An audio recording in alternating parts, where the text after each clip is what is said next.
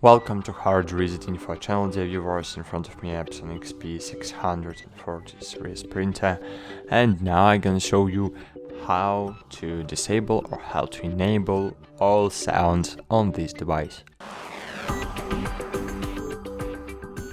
So firstly, open the settings, then scroll down and find here sounds. So find here first the printer settings, printer setup, and scroll down and find here sound. Click OK. You can disable the button press sounds to don't hear the beep when you're clicking on your screen. You can enable or disable error notifications. I will enable it because error notification is the one notification we need on this printer.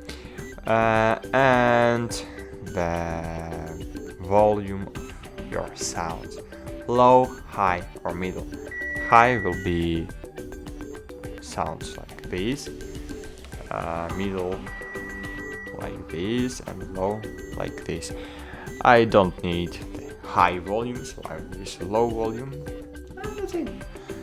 Thanks for watching, like this video, subscribe to our channel, and bye. See you.